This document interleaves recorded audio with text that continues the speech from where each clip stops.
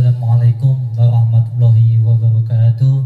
A'udzubillahi minasyaitonir rajim. Bismillahirrahmanirrahim. Wassalatu wassalamu ala asyrofil anbiya'i wal mursalin wa ala alihi washabihi ajmain. Amma ba'du. Sebelumnya kepada Ibu Syarofah Nabila Aini MSc yang saya hormati selaku pengampu mata kuliah Ekonomi Mikro Islam. Sebelumnya perkenalkan, kami dari kelompok 6 atas nama Muhammad Nur Effendi dan rekan saya yang bernama Rika Alfani. Di sini saya akan menjelaskan teori produksi Islami. Sebelumnya juga perkenalkan, kami dari kampus IAI Ibrahimi Genteng dari prodi Ekonomi Syariah. Oke, di sini saya akan menjelaskan tentang fungsi produksi. Apa sih yang dimaksud fungsi produksi itu? Nah, kita akan membahas fungsi produksi Islami.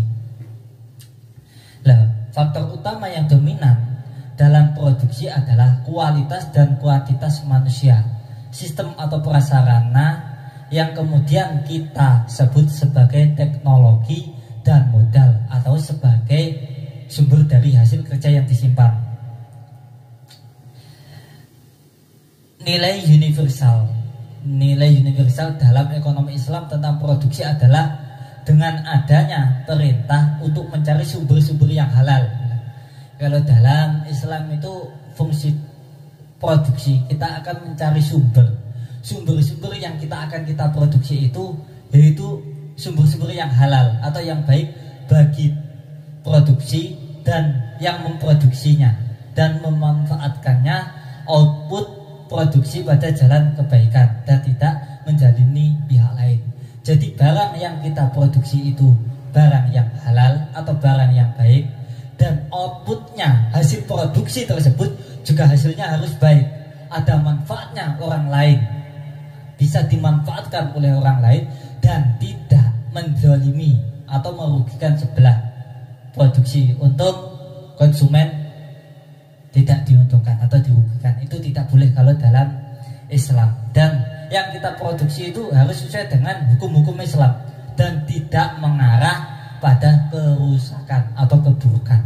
Nah, fungsi produksi menggambarkan hubungan antara jumlah input dan output yang berupa barang ataupun jasa yang dapat dihasilkan dalam satu waktu periode. Nah, karena semua input yang digunakan mengandung biaya, maka prinsip dari produksi adalah bagaimana produksi dapat berjalan sehingga mampu mencapai tingkatan yang maksimal atau maksimum dan efisien dengan memaksimalkan output dengan menggunakan input tetap. Nah, jadi maksudnya fungsi produksi gini.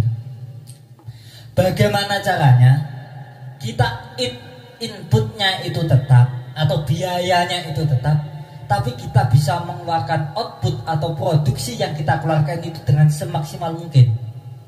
Jadi dana, biaya inputnya itu tetap, pemasukannya yang biayanya itu tetap, tapi yang kita hasilkan itu bisa semaksimal mungkin. Nah, itu bagaimana caranya? Jadi meminimalkan pengguna input untuk mencapai tingkat output yang sama. Jadi outputnya tetap banyak, tapi inputnya yang minimal. Itu bagaimana cara? Nah, satu, fungsi produksi, produk total, produk marginal, dan produk rata-rata. Telah dinyatakan bahwa fungsi produksi adalah pernyataan secara numerik atau matematis dari hubungan antara masukan dan keluarkan. Sedangkan fungsi produksi menunjukkan unit total dan produk sebagai fungsi dari unit masukan. Jadi kalau sebenarnya output banyak, sebenarnya input itu juga maksimal, yang dikeluarkan outputnya juga maksimal. Tapi dalam teori produksi, bagaimana kita bisa mengelola input seminimal mungkin, tapi output bisa sebanyaknya atau semaksimalnya mungkin, itu bagaimana? Nah, itu yang kedua, alternatif tipe produksi. Fungsi produksi mempunyai beberapa fungsi, yaitu yang pertama increasing return, dan decreasing return. Secara keseluruhan fungsi produksi dapat diklasifikasikan sebagai dua macam. Yang pertama, decreasing return per variable input. Nah, yang maksudnya gini lah. Untuk produsen yang mempunyai simple kuadrat, maka setiap kali dilakukan penambahan variabel input akan berdampak kepada penurunan jumlah output yang dapat diproduksi. Nah, jadi ada dua kemungkinan. Yang pertama, bisa jadi inputnya ditambahi, biaya inputnya. Jadi yang kita proses itu seumpamanya sebuah perusahaan, kita tambahi bahan-bahannya, kita tambahi. Tapi juga bisa jadi dengan menambahnya input itu tadi, outputnya bisa berkurang, malah berkurang. Itu tidak sesuai. Itu tidak sesuai, kurang sesuai.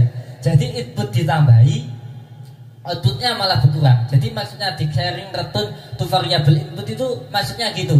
Jadi setiap kali dilakukan penambahan variabel input, jadi pemasukannya itu ditambahi, akan berdampak kepada penurunan jumlah output yang dapat diproduksi. Kalau itu decreasing return to variable. Dan yang kedua, increasing return to variable input. Yang maksudnya gini, karakter fungsi produksi ini adalah setiap penambahan input produksi maka akan berdampak pada peningkatan nilai tambah output yang diproduksi. Nah, yang kedua ini benar. Apabila inputnya kita tambahi, maka barang yang kita keluarkan outputnya akan bertambah. Nah, ini yang benar ini. Increasing return to variable. Jadi kalau kita menambahkan input, jadi barang yang kita output atau barang yang kita keluarkan itu juga banyak, juga sama, juga akan bertambah. Dan yang selanjutnya yang B, analisis biaya. Analisis biaya.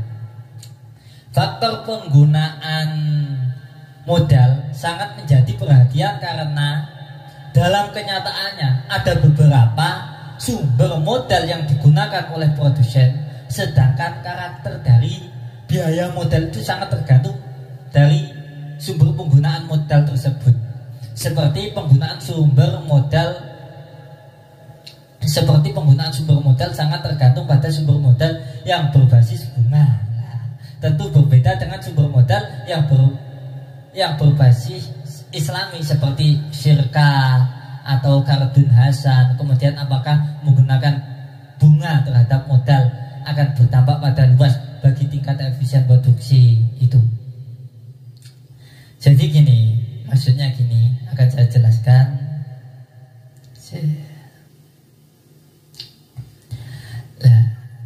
Dan penerimaan dalam suatu rupiah, komponen biaya itu dapat dibagi menjadi 3 biaya. Jadi dalam biaya tersebut itu ada dibagi biaya. Jadi suatu produksi itu kan membutuhkan sebuah biaya, tapi biaya itu ada dibagi 3. Yang pertama ada biaya tetap, fixed cost, biaya tetap.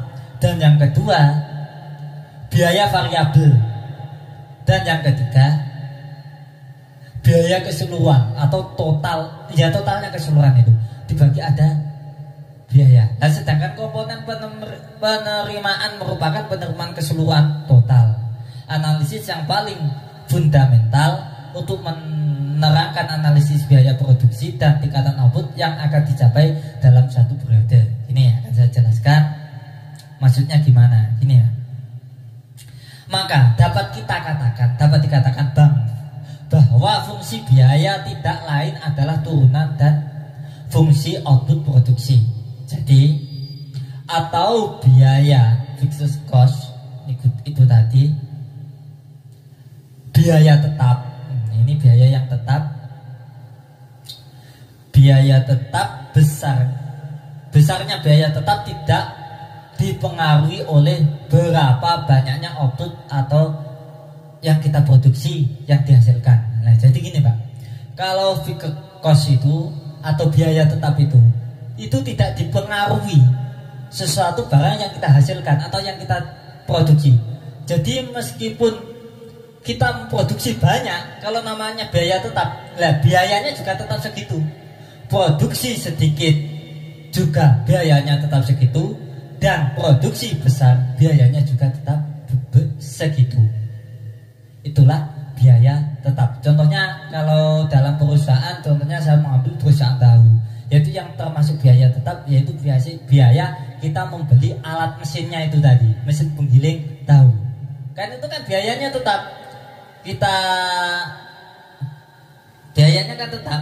Jadi kita memproduksi banyak tahu yang dihasilkan oleh mesin itu, mesin penggiling tahu, ya biayanya mesin itu ya tetap segitu.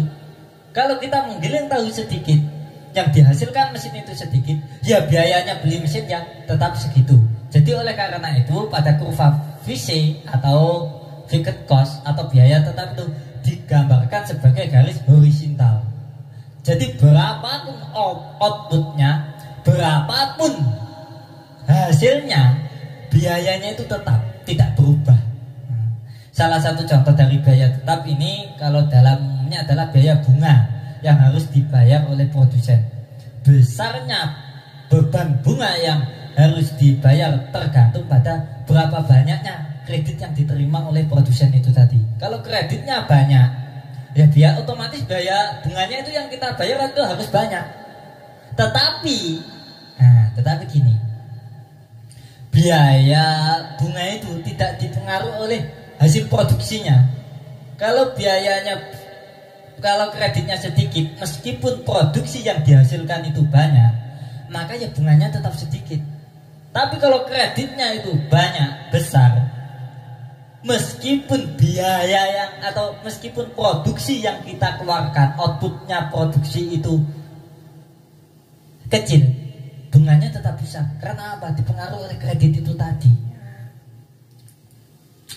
Sedangkan nilai variabel, sekarang variabel cost akan semakin meningkat setiap kali penambahan input. Lah, jadi gini, kalau nilai variabel ini apabila inputnya itu kita tingkatkan atau kita tambah, maka biaya nilai variabel costnya itu akan menambah. Kalau inputnya sebuah produksi itu diturunkan, maka nilai variabel costnya itu akan semakin turun. Jadi itu tergantung atau dipengaruhi oleh penambahan input. Input naik, variabel costnya juga naik. Jadi kalau di dalam kurva berlereng positif ke kanan. Sedangkan biaya total cost adalah penambahan antara biaya tetap dan biaya variabel cost itu tadi, ditentukan langsung oleh beberapa banyak output yang dihasilkan. Nah, jadi kalau sedangkan biaya total itu ditotal biaya tetapnya berapa dan biaya variabel costnya berapa, dan semua itu akan dipengaruhi atau semua itu akan ditentukan langsung oleh beberapa banyak output yang dihasilkan. Jadi itu kalau biayanya besar, pasti output yang dihasilkan itu juga besar. Itu yang pertama. Dan yang selanjutnya, dampak sistem bunga versus bagi hasil dalam analisis biaya. Bagaimana sih yang dimaksud dampak sistem bunga dan bagi hasil itu? Ini karakteristik dari sistem bunga dalam analisis biaya produksi adalah adanya biaya bunga yang harus dibayar oleh produsen bersifat tetap. Nah, kalau di dalam Islam, kan ini teori produksi Islami, maka saya bahas dengan Islam.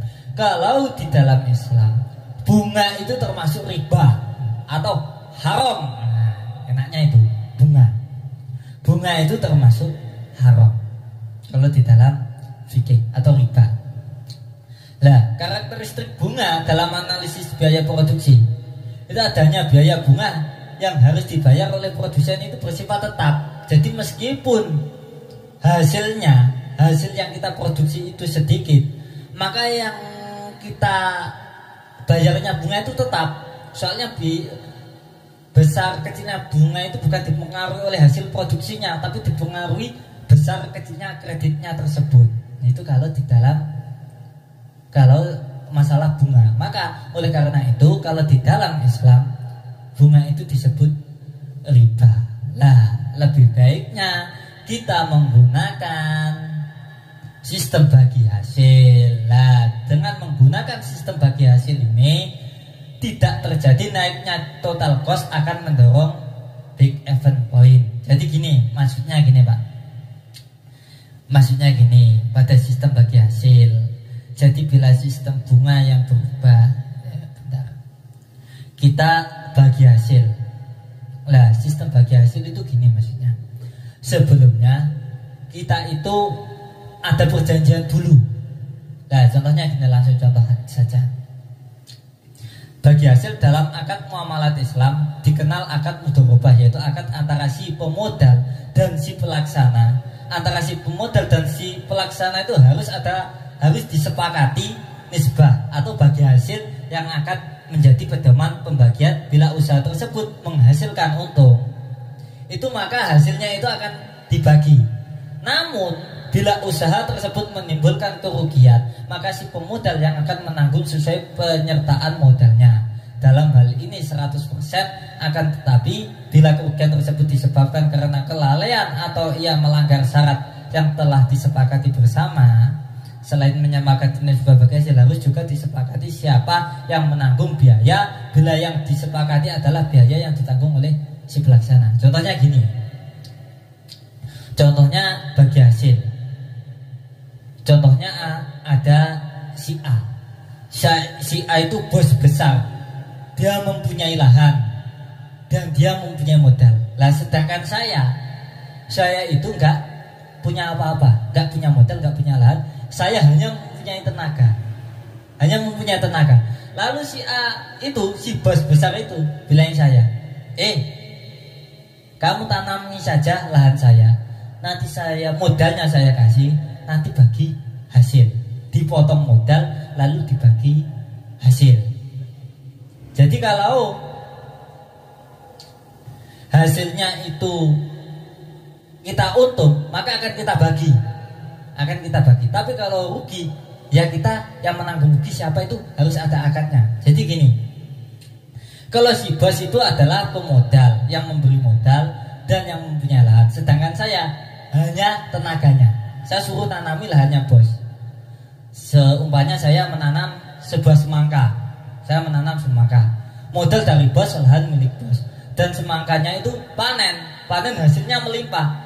Hasilnya tersebut dipotong sewa lahannya berapa, dipotong biaya yang diberikan bos itu berapa. Lalu hasilnya kita bagi dua. Contohnya seluruh semangka kita mendapat hasil 5 juta, kotor 5 juta, lalu dipotong sewa modal, sewa lahan dan modalnya itu 2 juta. Dan yang 3 juta kan hasilnya itu dibagi dua. Si bos 1,5 juta, lalu saya 1,5 juta. Lah kalau seumpamanya semangkanya rugi, sebenarnya saya tanam di bos itu lahan dan modalnya, sedangkan saya tenaganya. Lah saya tanami semangka, sudah modal, ternyata semangkanya hangus atau tidak panen, bosok. Kalau bahasa kasarnya bosok, blodot. Itu bagaimana? Sama-sama rugi. Si bos juga rugi apa? Rugi lahan dan rugi modal biayanya. Sedangkan saya juga rugi tenaganya tadi, tidak mendapat untung apa-apa. Nah itulah kalau sistem bagi hasil. Maka di dalam Islam kita lebih menggunakan, di dalam muamalat itu menggunakan sistem bagi hasil saja, jangan bunga. Kalau bunga itu bisa dikatakan riba. Yang selanjutnya, maksimalisasi produksi tanpa kenaikan atau perubahan biaya. Untuk melihat ini kita gunakan total cost, yang membandingkan antara total cost sistem bunga dengan total cost sistem bagi hasil. Jadi maksudnya gini, hasil produksinya itu bisa menjadi maksimal, tetapi tidak ada kenaikan biaya atau perubahan biaya. Jadi bagaimana caranya? Produksinya itu bisa semaksimal mungkin, sebanyaknya mungkin, tapi tidak ada kenaikan suatu perubahan biaya atau yang dimaksud memaksimalisasi produksi itu. Jadi gitu. yang kita keluarkan itu hasilnya itu bisa semaksimal mungkin, tapi tidak terjadi penambahan biaya. Dan yang selanjutnya efisien produksi dan skala ekonomi. Untuk melihat ini kita gunakan kurva revenue yang membandingkan total revenue sistem bagi hasil dengan total revenue sistem bunga. Nah ini kalau efisien produksi dan skala itu kita menggunakan kurva, dan kurva itu membandingkan lebih menguntungkan mana. Nah gini kalau enaknya, lebih menguntungkan bagi hasil atau lebih menguntungkan bunga tersebut. Ya kita membandingkan itu. Kalau kita lebih untung dengan menggunakan sistem bagi hasil, ya kita ikut menggunakan sistem bagi hasil saja. Tapi kalau kita lebih untung dengan menggunakan sistem bunga, ya kita menggunakan sistem bunga tadi. Tapi yaitu kalau dalam ekonomi Islam, bunga itu riba. Sekian yang dapat saya sampaikan, kurang lebihnya mohon maaf. Dan materi selanjutnya yaitu tinjauan penentuan kekayaan suatu negara yang akan disampaikan oleh rekan saya, yaitu Ringga Alfani. Kepadanya waktu saya persilakan. Oke, di sini saya ingin melanjutkan pembahasan dari Muhammad Nur Effendi, yaitu selanjutnya tentang tinjauan penentuan kekayaan suatu negara. Abdurrahman Ibnu Khaldun alias Abu Zaid, ulama terkemuka kelahiran Tunisia pada tahun 1932 dan wafat di Kairo pada tahun 1406, menegaskan bahwa kekayaan suatu negara tidak ditentukan oleh banyaknya uang di negara tersebut. Kekayaan suatu negara ditentukan oleh dua hal, yaitu yang pertama, tingkat produksi domestik. Sektor produksi merupakan motor pembangunan, penyerap tenaga kerja, meningkatkan pendapatan pekerja, dan meningkatkan permintaan atas faktor produksi lainnya. Yang selanjutnya yaitu yang kedua, neraca pembayaran positif. Ibnu Khaldun juga menegaskan bahwa neraca pembayaran yang positif akan meningkatkan kekayaan negara tersebut.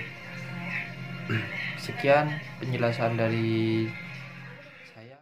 Dari Mas Ringga itu tadi, yaitu tinjauan penentuan kekayaan suatu negara. Jadi menurut Abdurrahman Ibnu Khaldun, itu yang telah disebutkan Mas Ringga itu tadi, kekayaan sebuah negara, jadi kekayaan sebuah negara itu tadi tidak ditentukan oleh banyaknya uang di negara tersebut. Jadi kekayaan sebuah negara itu tidak ditentukan oleh banyaknya uang yang ada di negara tersebut. Dumeh, uangnya banyak, oh negara itu kaya. Kenapa kok bisa dikatakan kaya? Lah uangnya kan banyak. Kalau menurut Ibnu Khaldun bukan di situ. Lah letaknya suatu kekayaan itu di mana? Nah ini, kalau di dalam pengetahuannya Ibnu Khaldun itu tadi, Abdurrahman Ibnu Khaldun, kekayaan suatu negara ditentukan oleh dua hal. Yang pertama, tingkat produksi domestik, dan yang kedua, neraca pembayaran yang positif dari negara tersebut. Nah, saya jelaskan, saya ulas lagi penjelasnya. Tingkat produksi domestik maksudnya gini, sektor produksi merupakan motor pembangunan, penyerapan tenaga kerja, meningkatkan pendapatan pekerja, dan meningkatkan permintaan atas faktor produksi lainnya. Dalam teori ekonomi, kemampuan untuk memproduksi sesuatu digambarkan oleh grafik. Jadi gini, Ibnu Khaldun,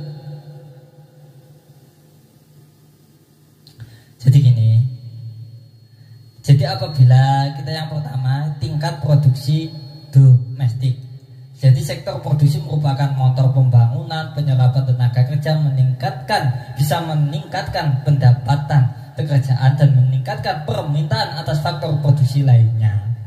Dalam ekonomi, kemampuan untuk memproduksi sesuatu digambarkan oleh grafik itu bisa, yaitu faktor yang bisa membuat negara itu menjadi kaya. Dan yang kedua, neraca pembayaran positif. Ibnu Khaldun juga menegaskan bahwa neraca pembayaran yang positif akan meningkatkan kekayaan negara tersebut.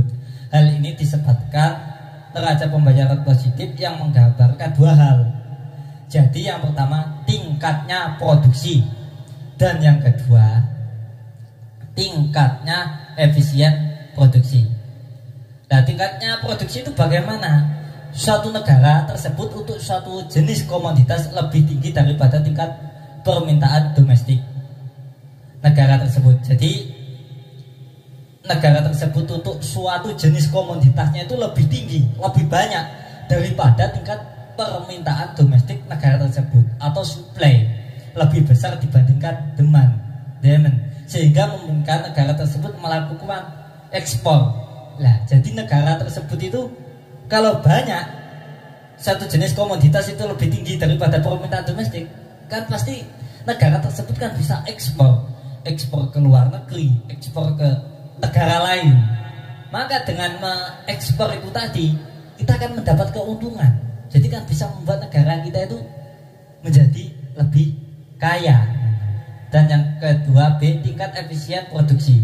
Negara tersebut lebih tinggi dibandingkan negara lain. Dengan tingkat efisiennya yang lebih tinggi, maka komoditas suatu negara mampu masuk ke negara lain dengan harga yang kompetitif. Jadi gini, apabila tingkat efisien produksi sebuah negara itu tinggi dibandingkan negara lain, dibandingkan negara